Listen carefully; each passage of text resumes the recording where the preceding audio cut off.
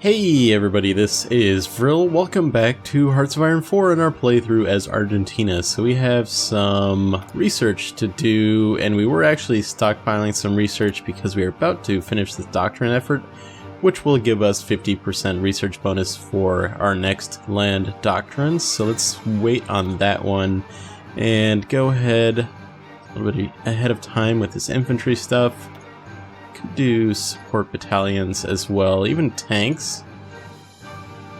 Door artillery could be good, but I'm thinking to go ahead and do the concentrated industry 2. Gives us factory output 20% and max factories in the state at 20% as well, so that'll be good. And get this thing going. Let's see, so we do need aluminum and rubber, as we've discussed previously. I'm not going to worry about that at the moment, because we are done with that doctrine effort. So, regarding these resources, we don't really need aircraft, so that's what they actually need it for, so I'm not worrying about the aircraft anyway, is what I'm saying. So, we were going to select a national focus, and we'll do this industrial effort. I was actually getting in here and I was thinking, I want to do the construction effort, and it was telling me not enough building slots for civilian factories, and I was like, I am confused why this is not letting us do this. This is kind of a bad tooltip, but then I realized I haven't researched industrial effort yet, so let's go ahead and do that. And that will give us that 50% bonus as well, so maybe, let's see, how long was that going to take us?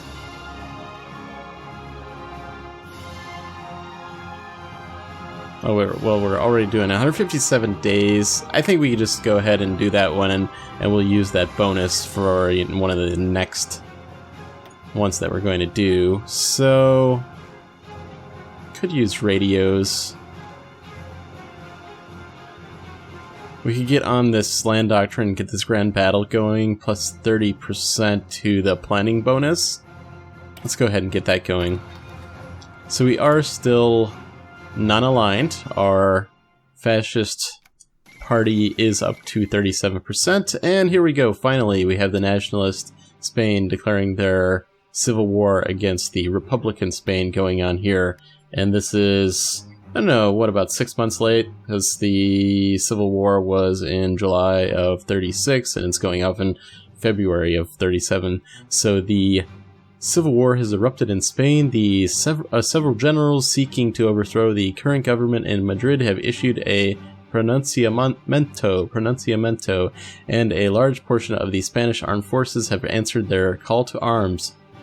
This right-wing nationalist faction have occupied much of Spain, including the overseas territories. Loyalist forces and volunteers have assembled under the left-wing Republican government, determined to resist the push to their last breath.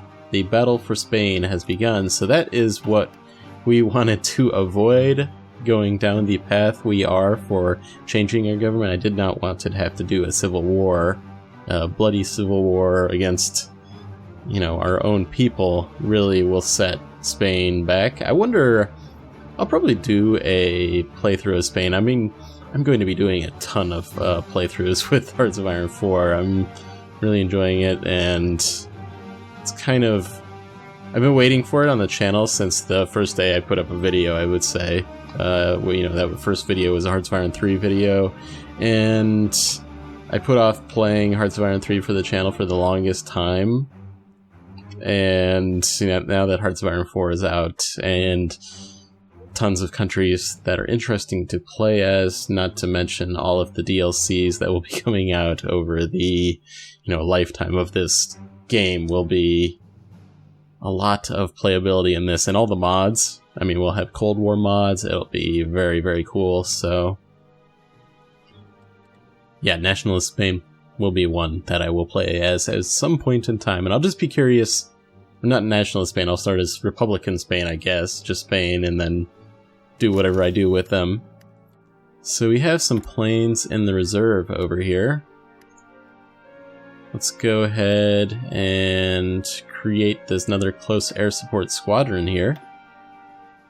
And we'll probably set that up also to be in Mendoza here. Okay, I thought I did this, but let's go ahead and set this to be executed only during the day. Normal operations, close air support for our close air support, and air superiority for our fighters. So I did like back in Hearts of Iron 3, they had this like nice little area of effect look to your, like a, you know, a circle for your fighters, kind of like that whole visual thing there. Missed that a little bit, but you can see in this South America area we've got 18 fighters and 27 close air support, so good for us. As I mentioned probably before, I don't think much of the South American nations are going to have much of an air force, so we should be good in that respect. Industrial efforts coming up. We've got some time. Up to 40%. We need to be... We have this election in November. I don't think it'll go that long. I expect something to happen here in the next 6 months before that election with our fascist party. But worst case scenario, we can hope that in November we'll be up to 50% with this fascist party. I don't see it going very quickly though right now, but I think we'll be there. Okay, we've got another modified government. So we have that 150 political power. I'm going to stockpile this a little bit and not do anything though, because I think we're very close to changing over to that fascist government, and as soon as I do that, I'm going to start justifying this war goal on Chile here.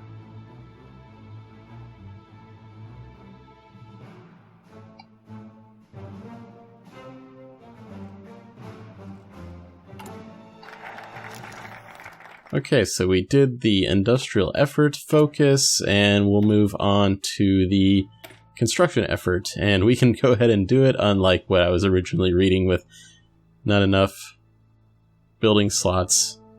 Actually, now that I read that, it says the following will bypass the focus, not enough building slots for civilian factories. So yeah, it's just going to add building slot and civilian factory in Mesopotamia, plus we'll be moving down that...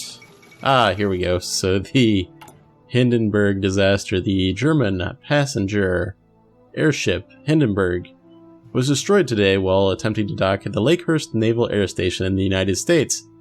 For reasons not yet determined, the airship was engulfed in flames and crashed to the ground, claiming 35 lives. Due to the scarcity and expense of helium and the US ban on exporting it, the Hindenburg, like all German passenger airships, was ultimately engineered to use hydrogen, which provides greater lift but is also very flammable. With the public faith shaken by this disaster and the rise of the much faster passenger aircraft, this could spell the end to the era of airships. Oh, the humanity. Okay, yeah. Well, what a tragedy there.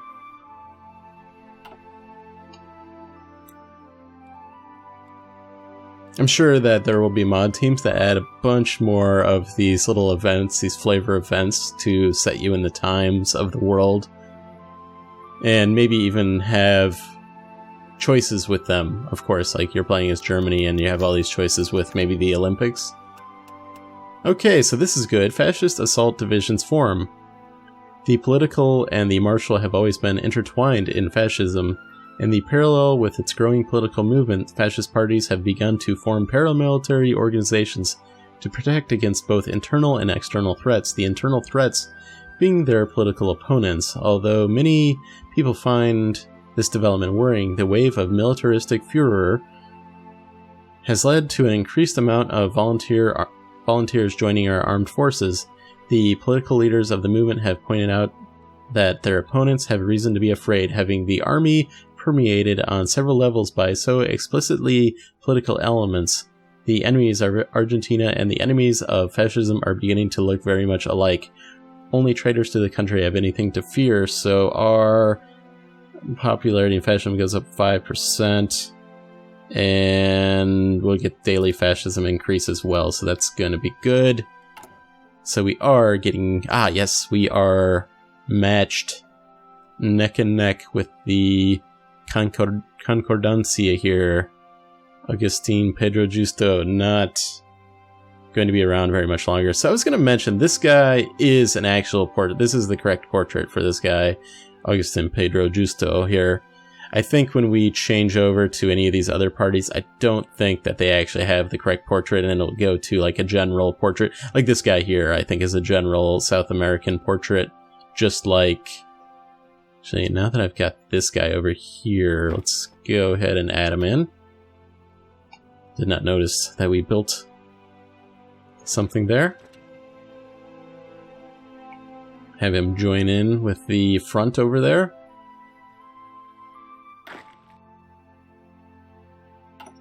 So yeah, I think all of these little portraits we had one more.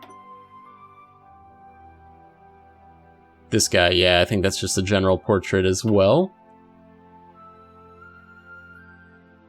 And we are up to about 200, almost to 200 political power, so I think that's enough that we can probably go ahead and look at somebody to spend it on here. We'll probably do some Prince of Terror at some point in time once we start having some occupied territories. Let's go ahead. Let's do army offense here that gives division attack plus 10%, because I do think we're going to be sometime in early 1938, I'm hoping, that we'll be finally having a war, so that would be good. I mean, we're right on the cusp of probably some event firing off for nationalism. Probably at 50% or thereabout. Because when we hit 50%, I think we're actually hitting... The Communists will have 6, the Concordancia will have 44, and then we'll be pretty good.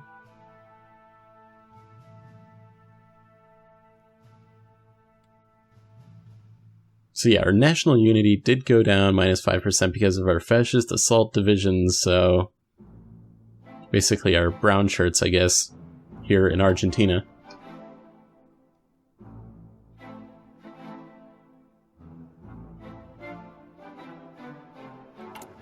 Let's just get this going before November, so that we don't actually have to go through an election cycle and possibly lose for some unknown reason. We don't want that to happen. Alright, so the grand battle plan was finished.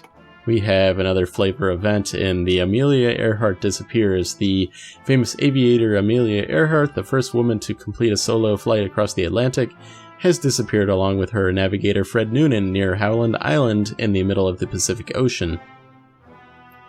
The two were attempting a flight around the entire world in their twin-engine Lockheed Electra plane when they vanished.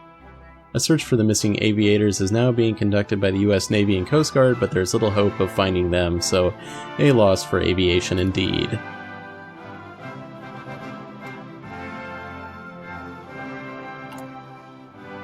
We could probably do some diplomacy, but we really have not done that. I guess if we have any opinions, it's because we've been trading with the United States here. Ah, here we go. This is what we want right here. The fascists demand referendum. The rapidly growing Argentinian fascist movement has never claimed that they needed a majority support before they seized power, counting on uniting the nation under their leadership once the rule is established. However, it seems their public support has grown rapidly. Many fascists are now calling Agustin Pedro Justo a hypocrite claiming to represent the wishes of the people while turning a deaf ear to the masses who want to set Argentina on the path to greatness. The call for referendum has been dismissed as typical attempts at disrupting the system by the Concordancia members so far, but at least it's a political measure. If we do not act now, the fascists may choose the violent struggle as a better path to future power. So, yes, we will not do that one because we'll gain fascist revolutionaries, and that one too. We'll go ahead. Here we go. So if people want it, we'll hold the referendum. We'll have the UNF, that's our fascist party, becomes the ruling party, and public elections will not be held. That's good. And we gain this national unity minus 5%. So that part's the only bummer about that. We get our flag has changed to the one I'm using in the thumbnail. And we are now Fascist Argentina, and we have Nemo de Unquin generic portrait as our leader. And on that note, let's go ahead and start justifying a war goal. What's that going to cost us? 49, 245 days. So we'll do that. Now, with these justifying of a war goal, I don't think we have to actually pick all of these. That would cost us even more political power. I think the only reason you would need to do that is if, say, you were in an alliance and a faction, and then you had a peace conference, then actually having these justified war goals on these provinces, other provinces, would be meaningful. That's as far as I understand it anyway. So this will be done on the 14th of March. So we're preparing. We're very close. Ah, yes, we also finished that research. Let's go ahead and do that. Not sure where we were going to go next. We were almost done with the construction effort. We do need support battalions at some point in time.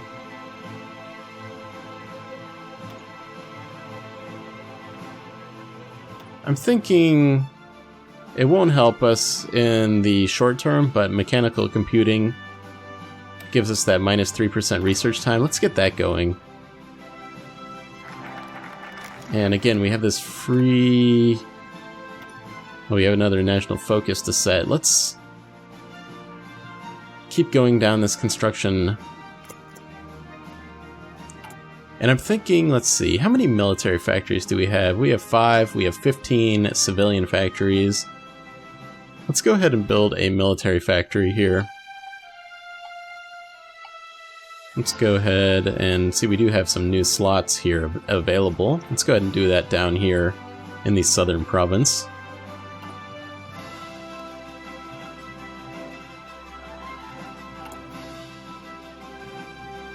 With our... we might go into militarism here, because this would change our recruitable population by 5%. That would be huge. Our population is going up slightly, 12.17 million. I think it was down like 11.91. That's what I remember it at. So let me go ahead. So we have another flavor event, and the Japanese and Chinese forces have skirmished inconclusively over the strategic Marco Polo Bridge located just southwest of Beijing. China has rejected Japan's demands for an apology and territorial concessions, claiming instead that the breaking point of Japanese aggression has been reached. Diplomats fear the volatile situation could result in a war at any time. Interesting times indeed. I'm gonna boost up our speed to the max, and we're running towards that March 15th, I think it was, March 14th date. And somewhere along the line, I'll start justifying, I want to say fabricating claims on Paraguay and Uruguay here, but justifying war goals on Paraguay and Uruguay here. And we have this concentrated industry as well, so we're ahead of time though, 1.14 years. I don't think we need synthetic oil because we actually have a ton of oil as it is. Let's get this radio out of the way, possibly. Or improved infantry equipment. Let's go ahead and do that. Give soft attack plus 5%, and to our leg infantry. Our foot soldiers. Leg infantry. There we go. For our next focus, I'll probably take that militarism, though, so we get that plus 5%. Let me just maybe add, now that we're really... here, so we're going to have a bunch of these flavor events for Nebo de Anquin, our leader, questions Chilean sovereignty. So, who determines the borders of a nation, and how are they determined? Whatever way people have found in the past to justify where Fascist Argentina ends and Chile begins, we live in a new era. The strategic importance of this border cannot be overstated, and we are well within our rights to shift it to ensure the continued security of our people, so we must rally behind this cause. I mean, all we need to capture is Santiago, because then we'll get a bunch of these steel resources.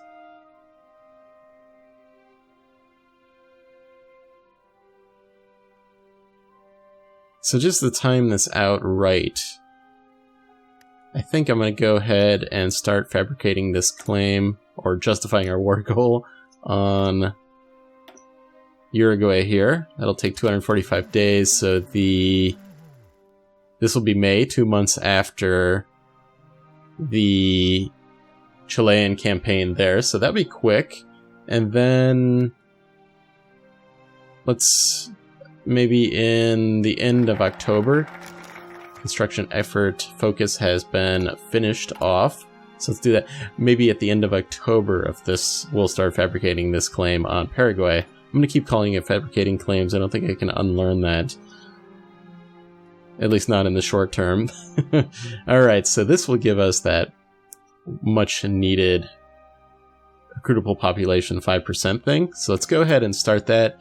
But actually it does look like we're out of time for this episode. Hope you guys enjoyed this one. We are finally Fascist Argentina. If you did, please hit the like button. It really helps out the channel. Let me know in the comments what you think, and I'll see you next time.